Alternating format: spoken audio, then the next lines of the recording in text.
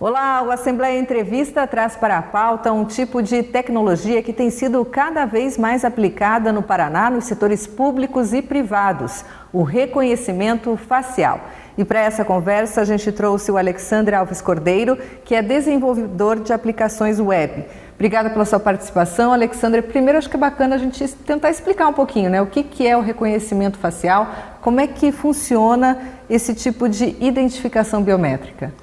Bom, o reconhecimento facial ele funciona a partir de, seja uma filmagem ou uma imagem, né, estática, em que é passado um algoritmo nessa imagem e através disso o algoritmo identifica alguns traços do rosto da pessoa e transcreve isso, né, para um registro numérico, né, e é gravado numa base de dados.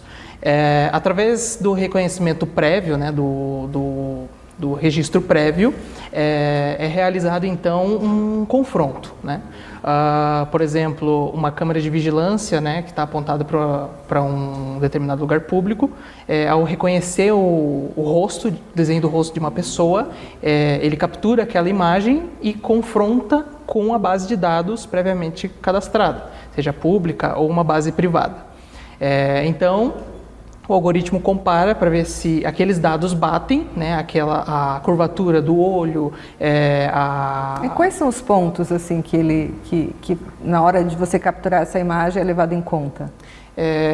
Principalmente a curvatura dos olhos, desenho do nariz e alguns detalhes faciais, boca, queixo. É seguro? Qual que é a margem de segurança desse tipo de tecnologia? Em suma, o reconhecimento facial ele é seguro, porém, existem margens de erro. Normalmente as empresas que fornecem esse tipo de serviço especificam ali uma média de taxa de erro, né? E alguns aspectos, né, influenciam na acurácia do teste. Por exemplo, iluminação influencia, até mesmo características físicas da pessoa, se ela estiver utilizando algum acessório, como um boné, um chapéu, que possa gerar alguma sombra em alguma parte do rosto, isso influencia no confronto, né, entre as informações. E uma curiosidade, né, no caso dos gêmeos, como é que funciona isso? Tem uma margem de erro maior, só por curiosidade mesmo? Sim. Pode acontecer, principalmente gêmeos univitelinos, que são muito parecidos, pode acontecer sim, da inteligência artificial por trás do reconhecimento facial falhar e um gêmeo se passar pelo outro, né? Da mesma forma, se eu tiver uma foto, né, da pessoa, eu também consigo, de certa forma, burlar esse sistema. Então, o reconhecimento facial ele se torna uma ferramenta e não um método definitivo, porque existem falhas. Logo, deve existir um plano de contingência para o uso do recurso. Normalmente, né, existem algumas ferramentas de, por exemplo, previdência privada, em que, para evitar, né, que os idosos não precisem sair de casa, fazer a prova de vida, existem aplicativos em que o idoso, no conforto do seu lar, consegue tirar uma foto. Essa foto, então, é passada pelo algoritmo de reconhecimento e, assim, com consultas, né, na base de dados do próprio governo, a gente consegue fazer a liberação, né, do benefício de aposentadoria, por exemplo. Então, mas existe pessoas ali, né, é importante ressaltar, que a decisão final é sempre humana. O reconhecimento ele simplesmente simplifica e até melhora esse processo, mas ele não pode ser levado em consideração como método definitivo. Agora, a crescente dessa tecnologia veio na pandemia, né? A gente até tem outros mecanismos de identificação biométrica, por voz, a própria digital, mas o reconhecimento facial veio exatamente nesse período de pandemia. Explica isso pra gente. Então, a pandemia amplificou o uso tanto da inteligência artificial quanto do reconhecimento facial. As pessoas não podiam sair de casa Então, como eu citei o exemplo da previdência privada, né, e pública também, questões como abertura de contas, transferências, então a pandemia amplificou esse uso, né? Até porque hoje é usado quando você abre um aplicativo de um banco, o próprio telefone, né? Quando você vai abrir o telefone, no banco, as escolas têm usado isso. Dá alguns exemplos de como isso tem sido usado na prática aqui no Paraná. Por exemplo, na pandemia e após, para evitar contato físico, evitar muito contato também em objetos, muitas portarias, né, receberam esse recurso. Hoje você só chega na portaria com o teu registro prévio, né, de acesso ao prédio. Você simplesmente olha para a câmera e a câmera mesmo já libera o seu acesso na catraca. Até por conta da digital. Sim. Todo mundo fica colocando o dedo, às vezes, né, muitas portarias Exato. ou pontos eram pela digital, né? Sim. E viraram por reconhecimento biométrico. Isso, exatamente. Nesse sentido que... E nas escolas, muitas escolas particulares, a própria chamada nas escolas também tem sido colocado reconhecimento biométrico também, reconhecimento facial, tudo isso para facilitar, vem para agregar como uma ferramenta. Sim, sim, sim.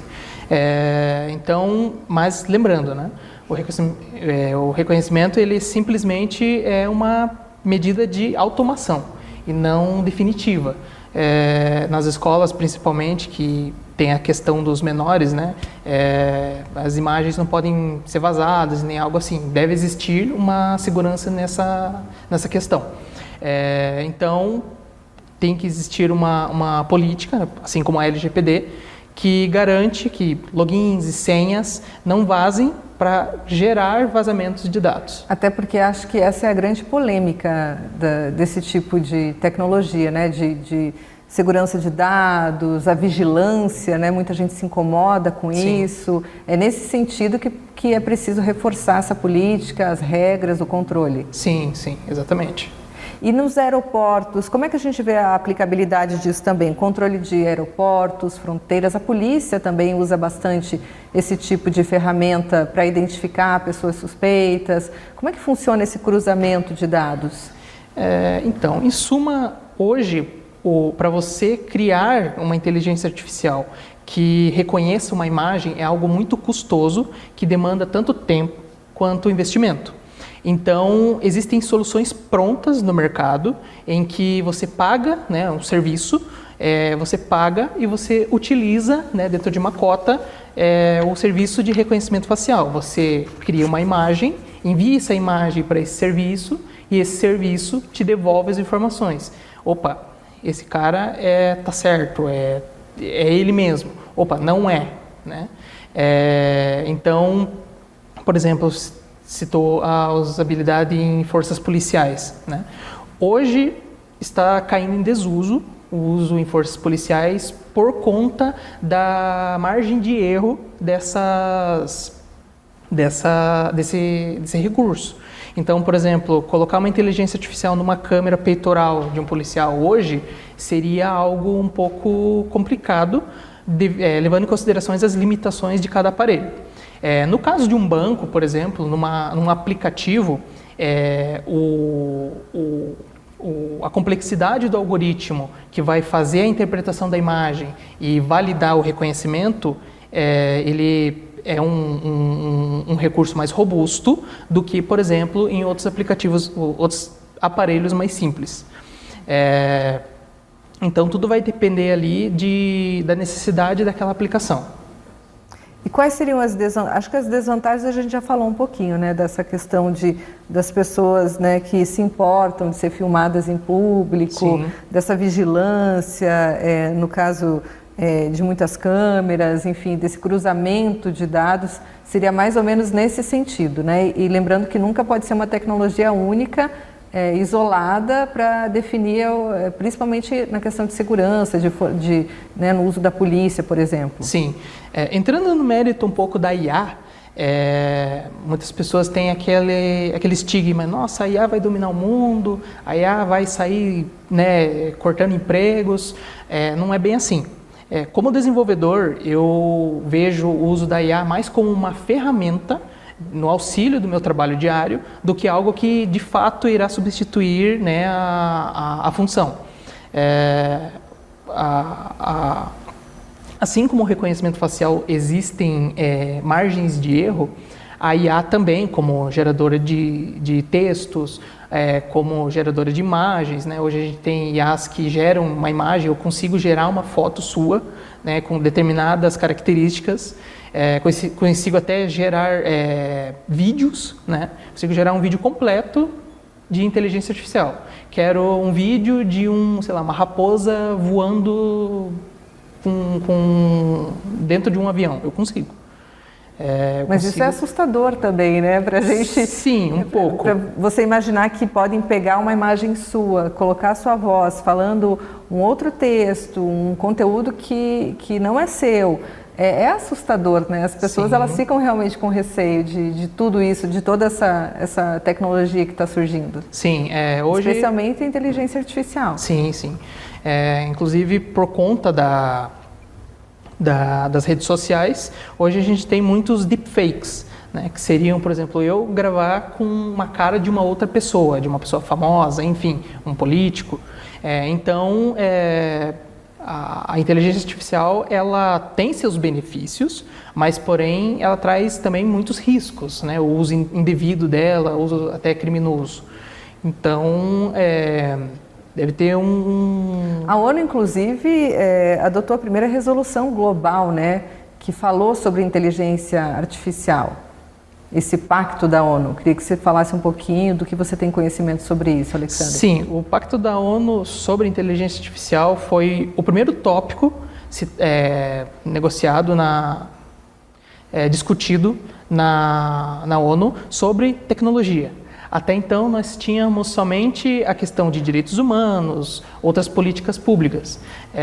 Então, o que essa regulamentação da ONU tem como objetivo? Principalmente regulamentar o uso da IA. É evidente que a IA vem como uma ferramenta positiva, né, no nosso dia a dia. Porém, como a gente já citou, com algumas regulamentações e alguns cuidados. Então, até então a gente não tinha nenhuma lei global ou que regulamentasse o uso e a aplicação da IA. Como a gente citou que eu consigo gerar uma imagem, eu consigo até criar uma pessoa que não existe através de IA, só utilizando traços de alguém existente, eu consigo facilmente forjar um vídeo, forjar uma imagem e usar para fins ilegais, né?